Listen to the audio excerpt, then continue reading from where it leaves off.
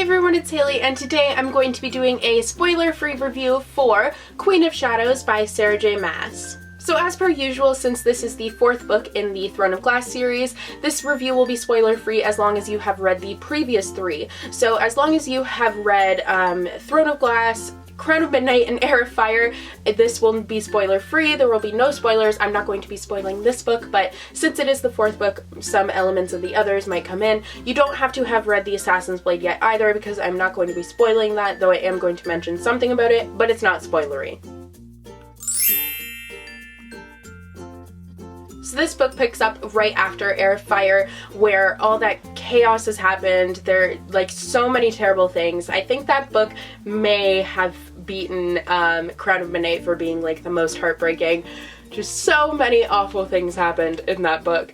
So this book picks up right after that, and Selena, after all this tragedy, has finally decided to take up her role as queen. She is finally accepting it, and she's ready to take this role, but first she has to kind of fight to the throne. She has to save all the people that are in danger that she loves along the way, and she's kind of taking on this challenge, and that's really what this book is about, is her coming into her role as queen.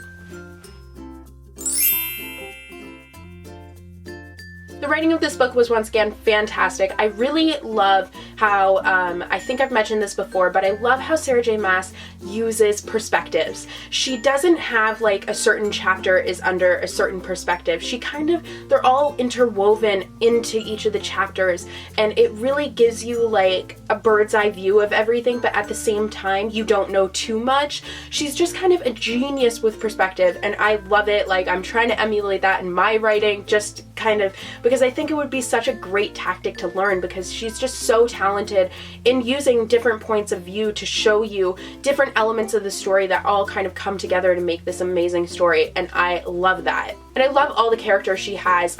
This book now has, since Heir of Fire, there are now kind of two plot lines that are going on, and they finally kind of started connecting in this book. They were always kind of connected, but they really came together in this one, and I really liked the fact that they came together, because it really made it kind of make sense to have the two separate plot lines. But like I was saying, I love the character she writes. I just don't know how I feel about some of them now, but I'll get to that when I talk about characters.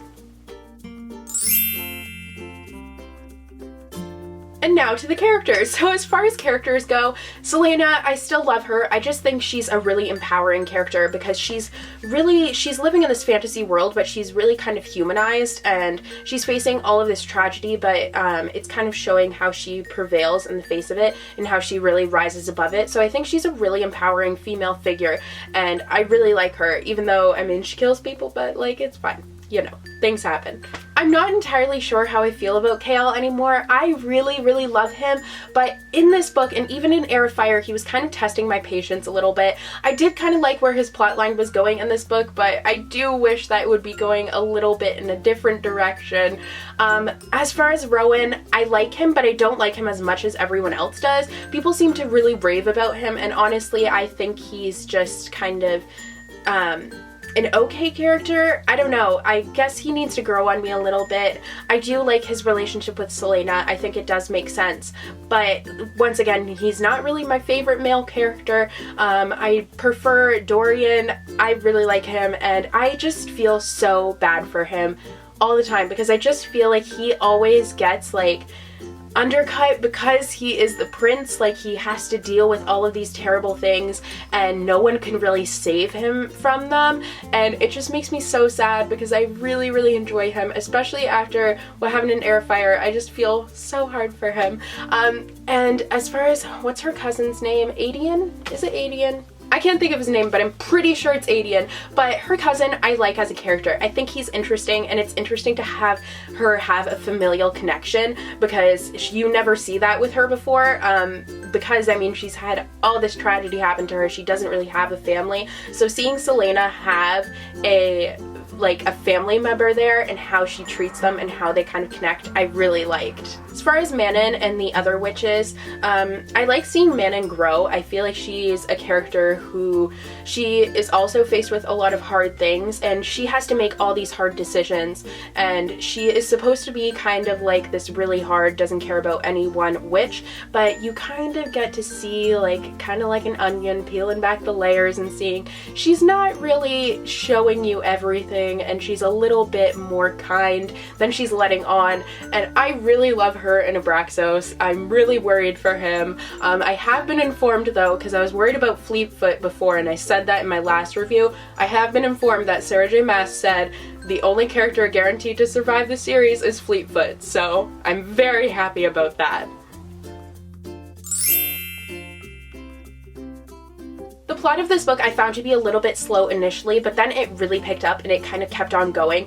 It was constant action after a little while, but like I said, it did take a little bit for me to get into, but once I did get into it, it was awesome. I really like where things are going. I like the story. I like seeing Selena really taking on her queenly duties. I think it's interesting to see her in that role and see how she's dealing with it, and I like the way that the witches plotline is going too. It's not going where I expected, but I think it's really taking an interesting direction.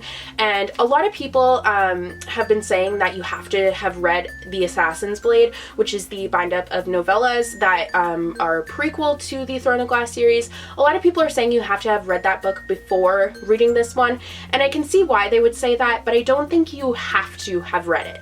I think it just, you will pick up on a lot more in this book if you have read The Assassin's Blade. There are lots of kind of little things, little hints, and things that were in that book that are coming back again. For example, a lot of stuff with Sam comes up in this book, but he's been coming up in the other books before too, but lots of stuff from The Assassin's Blade does come up in this book, for sure. But I don't think you have to have read it. I think it would just make for a better reading experience if you have, because you will pick up on kind of the little hints that are kind of scattered throughout and the things that are coming back from that book. That being said, I really like the fact that that book is being brought into the story so much, because the novellas were really great, and I think having them kind of come into the story, the actual like novels, it works really well, and it makes the story kind of come to life.